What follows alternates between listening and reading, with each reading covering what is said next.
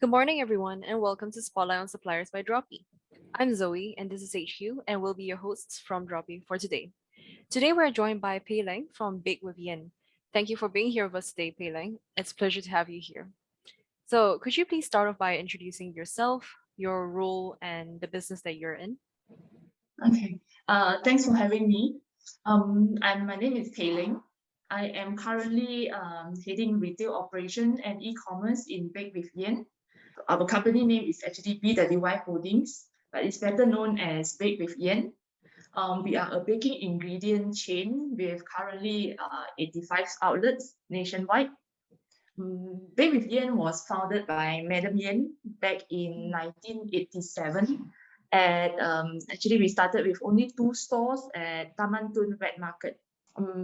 Then from 1987 until 2016, Madam Yen actually ran this business with only herself and her 2 sons. And they have grown from one little store in the market to actually 15 outlets in Klang Valley.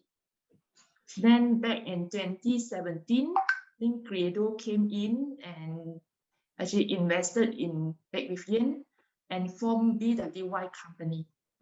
I think since then, I think we have expanded to who we are today with 85 branches throughout Malaysia. I think we are in every state in Malaysia now, except Perlis. Wow, okay. You guys have come such a long way, actually. So, I'm interested to know, what challenges did you experience in the MCO? I mean, judging Mhm. by the fact that you guys are such a powerhouse, what challenges did the MCO bring you? At the beginning of the MCO, I think everyone also caught us by in shock because we have not ever experienced this. But because we are as a food supplier, we are actually categorized under essential service. So we are allowed to operate throughout the MCO. But Mm, the challenge that we faced was the manpower issue. Because at the beginning of the pandemic, we know very little about the virus. So everybody are worried, people are scared, and they dare not come out. So we are facing a shortage of manpower because our staff refuse to come to work. Despite we are allowed to open, but I think back then the SOP was also not very clear. yeah. So different local authority actually have different interpretation. Yeah, despite we have the MITI letter to operate, but from time to time, I think some of our outlets will be ordered to close, and Mm, some of my branches, my staff actually they are so scared, so they refuse to report to work. And at that point of time, I think we are also facing a bad shortage of face masks and hand sanitizer. So that during that time, I actually deployed all my office staff to go to the shops, and we actually operate the retail stores on our own. mm-hmm. Wow, such a challenging period. um, yeah, knowing that, with all the issues where you have a shortage of staff, maybe even shortage of supplies, can we know a little bit of how do you overcome this? In during that period, okay, for the staff, what we did was we tried to assure that assure them that we are actually also we do take care of their safety. So we tried hard to secure masks and hand sanitizer for everyone. Because I'm a pharmacist myself, so I through my some of my old connection, I'm able to get some N95 masks and some hand sanitizer, and I ensure that everybody has sufficient supply. We also practice social distancing by controlling the number of customers that we allow at any one time, so that our staff do not really need to work in a very crowded location. And we really strictly disallow people who are not in mask to enter the shop. So once staff confident that the management really actually put their safety as priority, then slowly they are more confident to come back to work. I think since then, we don't have much issue with staffing. They have been very supportive. Wow, okay. I guess it proves that, being a big Vivian has to be the people oriented and care about its staff and its customers to make sure that they are loyal. Okay. Knowing that, can we know how you define business success? When you spoke a little bit about being a people person kind of company. Can you explain a little bit more, or do you have anything else that defines your business success? Actually, in retail business, retail is actually a very labor-intensive business. So if we really want our staff to take care of our customers, we have to first take care of our staff, their welfare, their safety, and I think we have to, whenever possible, try to ensure that everyone who are working with us have work-life balance, because if they are healthy, then only they are able to really perform in their work. So we not only take care of their welfare, we actually also make sure all our staff are paid fairly. And we also give them enough rest day. So I ensure that all my staff, they do get at least one off day after working for 6 days consecutively. And if you notice, all our shop also, we close, I think, latest at 9 o'clock, so that no one really need to work really late. And we close on the major public holiday, so that everyone have a chance to spend time with their loved one during the special day. I think this is quite unique in retail industry. I see. So is that why you consider business a business success is more of like a work-life balance that everyone has in your company? Yeah, I think that is what differentiates us from other retailer. I see. That's interesting. Okay. Let's talk a little bit about Dropee. Can we know how do you manage to find out about Dropee? Because since the pandemic, we actually switched into online business. We actually started our e-commerce back in May last year, and it has been actually quite successful for a new startup. We only struggle for, I think, few months before we break even. But all this while, my e-commerce, our original direction is to cater to our B2C customers. But we also see some business customer who approach us, they PM us or they through the chat, they actually ask us if they can get better price if they buy in bulk. So we actually handle them separately through WhatsApp or through email, but it was actually very tedious. Then at some point, I think few months back, I think Credo, which is our investor, actually shared with me about Dropee.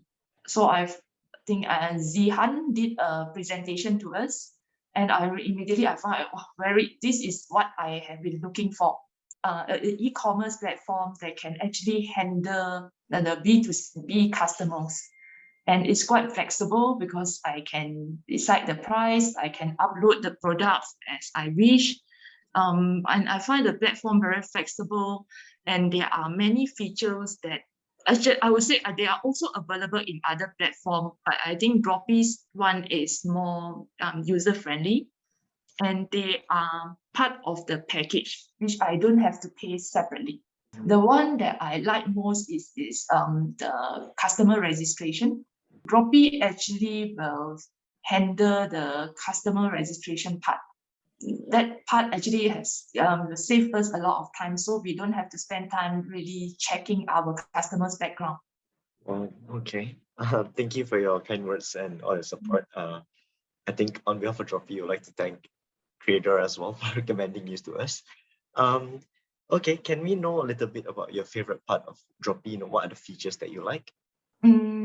I like the payment gateway, and I think Dropee also come with some grant to help my especially new startup customers. And the chat function, I would say is the flexibility. It's quite easy to upload products and make anything adjustment to react with the market demand. Well, glad to hear that you're enjoying Dropee so far. Yeah. Okay. Yeah, can we know how often do you use Dropee? And is there any special occasions that you use Dropee on, in particular? Besides the day-to-day handling the customer orders, we actually add products into, because we are in this baking industry. So we have to be very sensitive with the market trend. So we actually update our products whenever we have any new trendy baking tools. And I also manage the price change every day. Okay, nice. Well, thank you for sharing, and we're very, very pleased to hear that you've had a pleasant experience with Dropee. So, shall we talk a bit about you and your journey so far now, as a few like final words? So, can we know what is the most valuable lesson that your business has taught you so far? I think to survive in any business, especially during this trying period, we need to be very versatile and try to adapt to the market changes, and have to react really fast. Don't be too rigid, because every company have own business model. But in order to survive in the current business environment, we have to really follow the flow Mhm. and adjust according to the trend. Now, if everyone is going online, we can't avoid. You have to follow. That's very interesting with all the changes in technology nowadays, especially due to COVID and everything. Well, do you have any for all those small businesses out there or anyone you're looking to start their own business? Do you have any advice for them in doing this? I think in order to start any business, we have to really know what our customers want, their shopping patterns, and we have to be very agile and understand the customers' purchasing power. Because what I notice now is customer purchasing power have changed. Then we need to really bring in products that is catered to customers' needs. Don't push customer to buy what you have, but buy in what the customers want to, Mhm. and sell them what they want to buy. That's true. Yeah, meet their needs, provide them with what they need. So Yeah. there's a demand for your service, your product. Yeah. Okay. And final question that we would like to ask you is, what is the one quote that you live by? I always believe, as I really appreciate my people, and I always share with all my area managers and operation managers, none of us is indispensable. And always remember that none of us is as good as all of us. And even during this trying period, I always try to make sure I am able to keep everyone. No one is left behind. I didn't lose any staff during this period. That is something that I'm very proud of. Yeah, that's amazing, Congratulations actually. on that. Mm-hmm. That's not an easy feat. There's with all the news that people have been laid off nowadays, even during these trying times, people are finding hard to find jobs. It's very amazing that Big Vivian is able to retain everyone. Mm-hmm. Mm. Definitely. So congratulations to you and Big Vivian. Yeah, thank you. Well, that's all the questions that we have for today. Do you have any more, HQ? I think that's it from me. Thank you so much, Kaylin, for joining this interview today. Mm-hmm. Yeah, thank you, Pei for giving us your time and attending our interview. Yep. Thank We you. wish, before we end, we'd like to wish you all the best and good luck in your business. Hope that your business thrives all the time. Thank you Thank so you. much. Thanks, Sylvie. Thanks, you.